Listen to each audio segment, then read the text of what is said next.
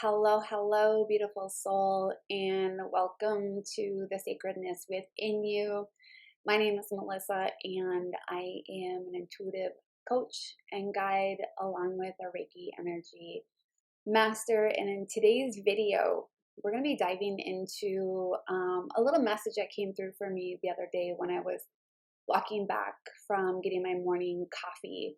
And if you're new to my channel, welcome. I'm so excited that you are here because my intention when I created this channel was to help each and every one of you rediscover the sacredness that lies within you, that magic that's only your blueprint, your energetic frequency that you carry that is so needed at this time on planet Earth. And also to bring healing to the inner feminine and bring some healing to the feminine collective as well. So in Minnesota, it literally went from being summer, 80 some degrees, to being fall. It's rainy and cold. It's like 45 degrees today.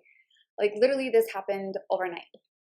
And it made me really think about how as beings, especially those of us that embody the feminine energy and identify as women, we're cyclical beings.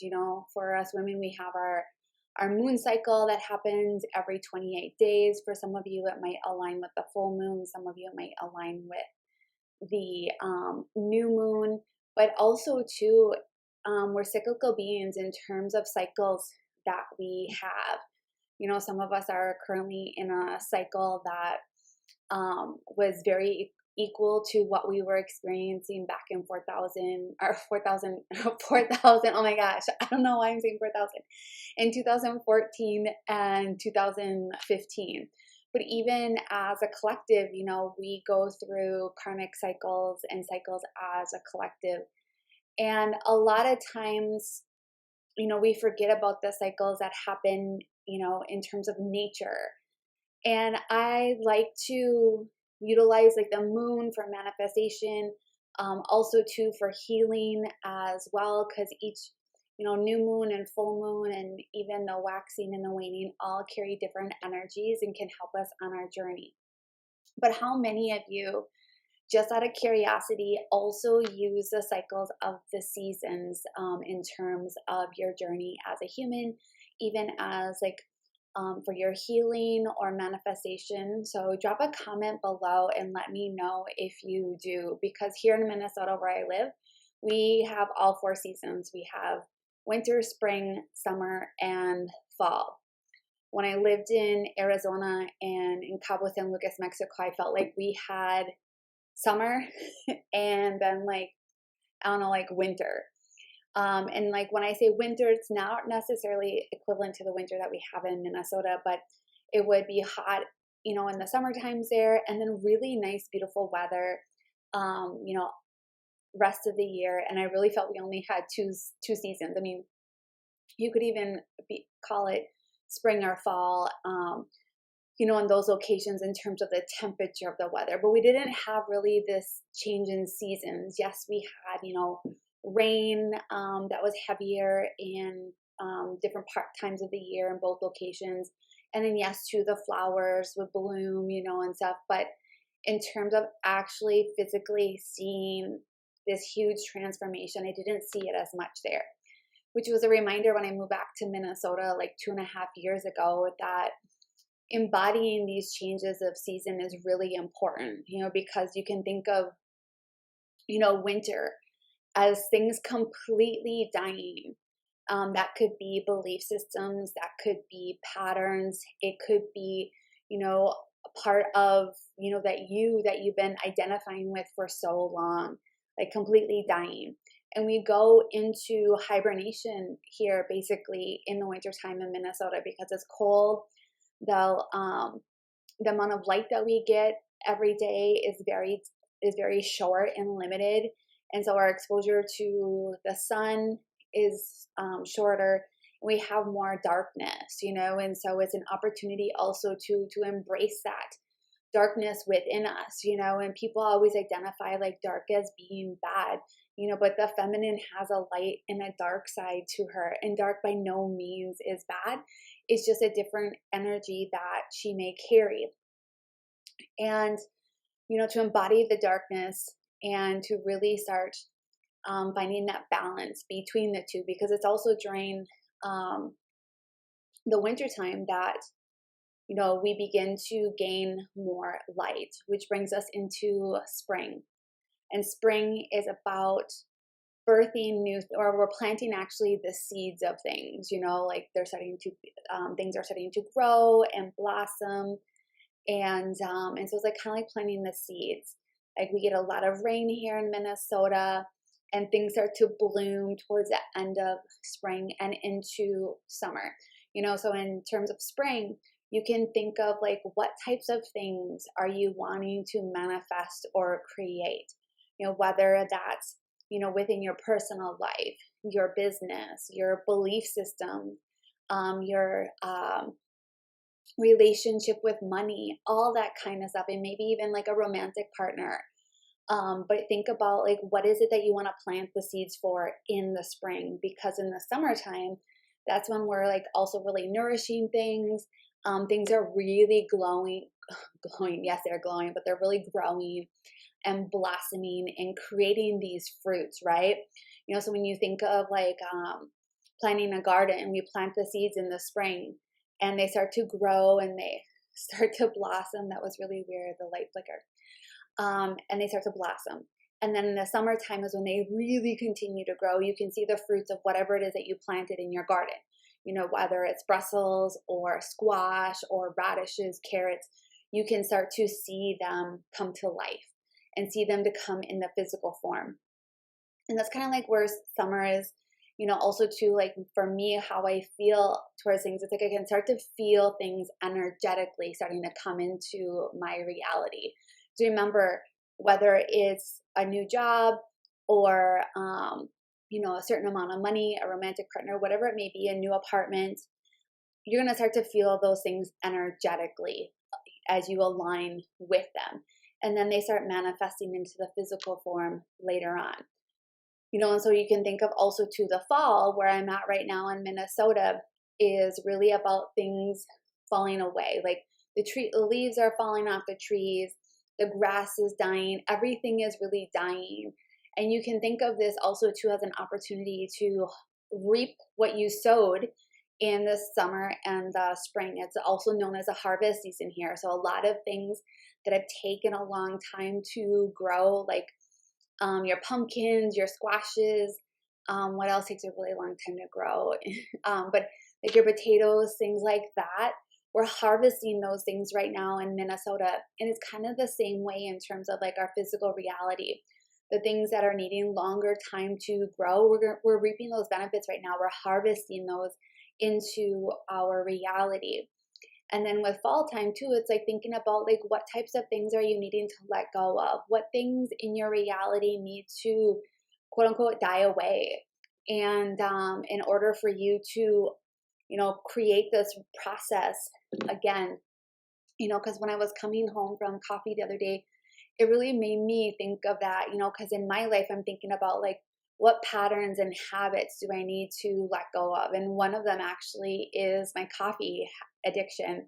I love the taste of coffee. I love the smell of coffee. I don't really utilize it for energy, to create energy within me if I'm tired, but it's more about the taste. And it's also too about the routine that I have and the ritual behind it every single day. But also too, as I dove into this like habit that I have, is deeper than that. It goes to about having connection. Like when I go to the coffee shop, I have a connection with the baristas that work there. And I look forward to having that connection, so I could say like, where within me do I need to create more connection within me? Like, where do I need to connect to myself more? Where do I need to even nurture, parts of me and stuff? And so then that way I can honor that part of me, and so for me, I'm like, okay, this needs to like start to fall away, because it's really unhealthy for my adrenals in terms of where I'm at, in terms of my health journey.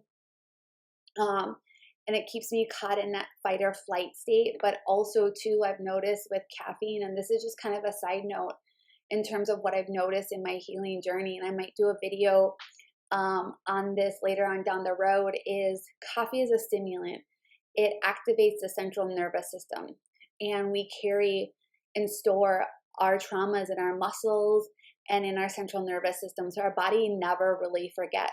There's that book out there that says, called, the body keeps score, and it's so true.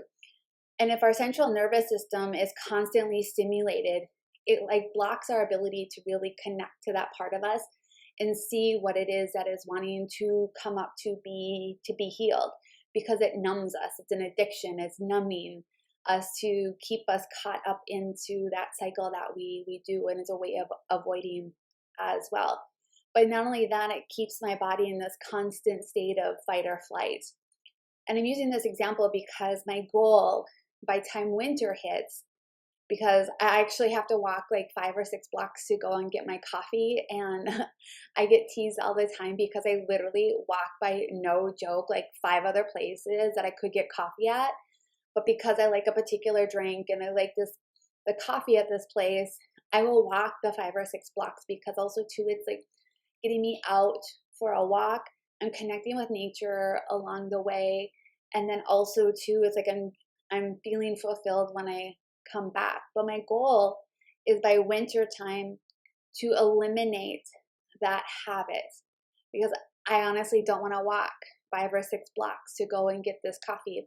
And I don't own a car, so I won't be able to drive there. And so I want that to completely die.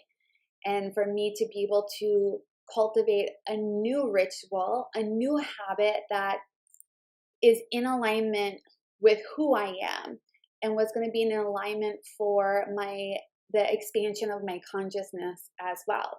And so for me, it's about cultivating this new ritual around tea, because I'm reading right now. I'm reading this book called "Bring Body into Balance," and really using a lot of natural remedies with herbs and stuff like that to help bring healing to my body in a way that I've never used before. And there's so many medicinal plants, medicines out there, and teas and herbs that we can utilize to help us on our healing journey as well. And so I want to be able to cultivate this new ritual, this new routine, and to have, basically like a tea ceremony every day, and maybe even having cacao, and creating that ritual that it's healthier for me. It's more in alignment with me and where it is that I want to go. And the reason why I shared that with you is because there's also other things that are coming up for me that I'm wanting to let go.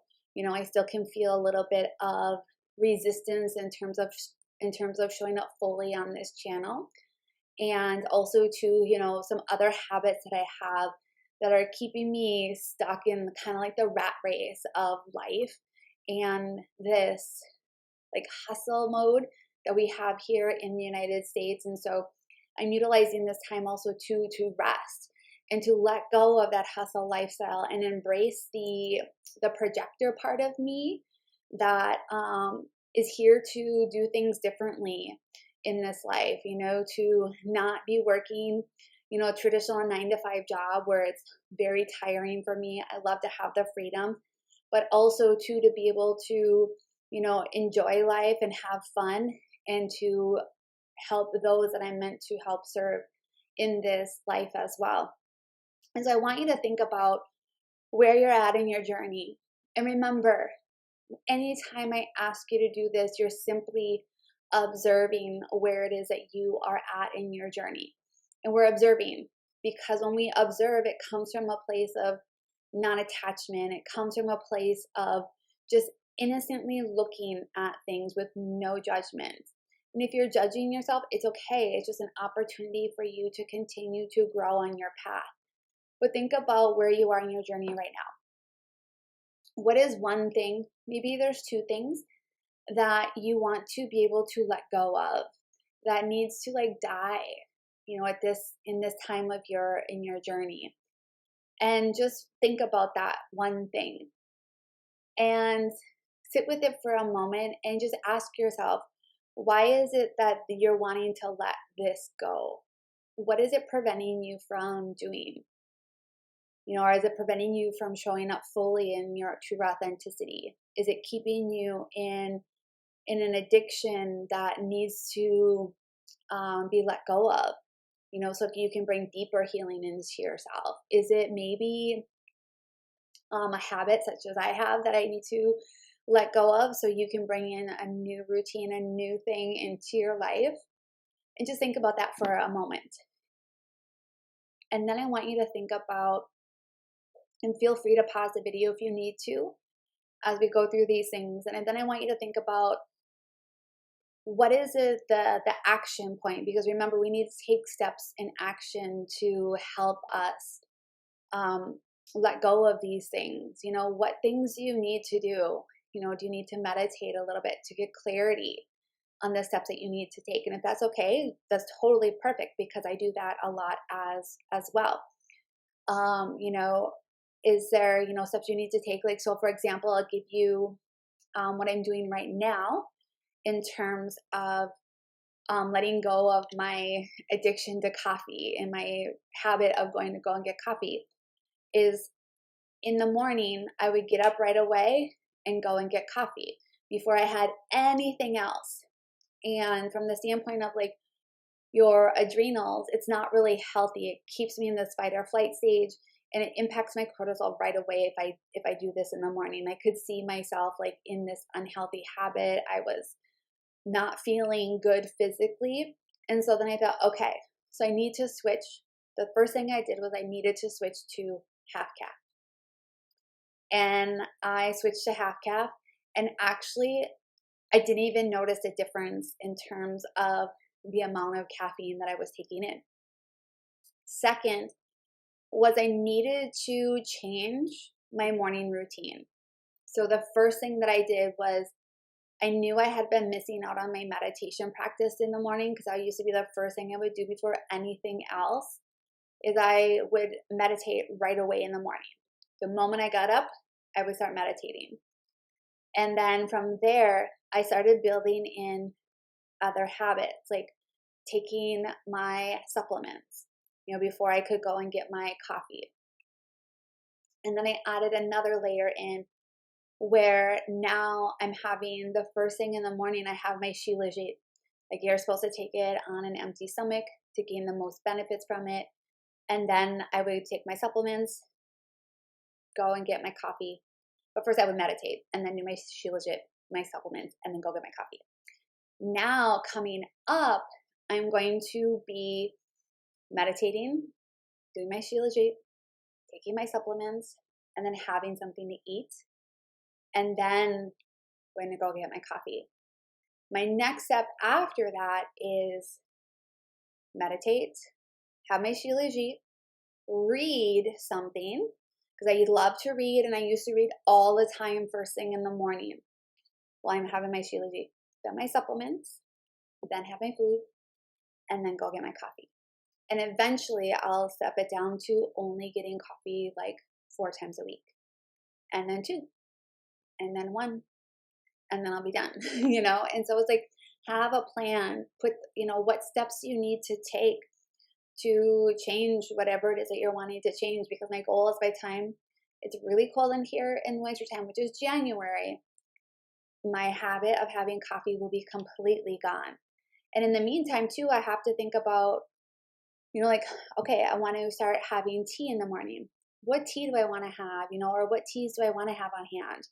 And what things do I need to put into place to be able to create this new ritual in my day? Because there's this part of my soul that I honor that really enjoys rituals. And some of it comes from, past lives for me. Some of it is like just embracing that part of me that, the feminine has, in terms of cultivating these rituals and, the magic that is within us. But also too, it's something that I look forward to each day. And it's not that I'm dependent upon it for my happiness, but it adds to the happiness that I already have. So then you have to look at too, like, okay, in order for this next step to happen, what do I need to put into place? So for me, it looks like, okay, I need to make a couple different teas that I want to make with different herbs for improving my health and balancing out my hormones. And so then I would have to get the herbs and the teas to make that. I want to be able to have a nice little, like, I don't even know what they're called, but for lack of better words, I'm going to say a tea maker. But I saw this one on this incredible TikTok video, and it's so beautifully crafted. And it's like you put the tea in and then the water, or you put the water in and then the tea, and it steeps, and then you pull out this thing and it brews right down into your cup. It's so beautiful, and I thought, oh my gosh, I want that. So it's like, okay, then I have to order those things and get that into place. And then on the days that I'm not having coffee, I can start adding in that tea ritual. So then once I'm completely done with my coffee, I won't have to worry about that.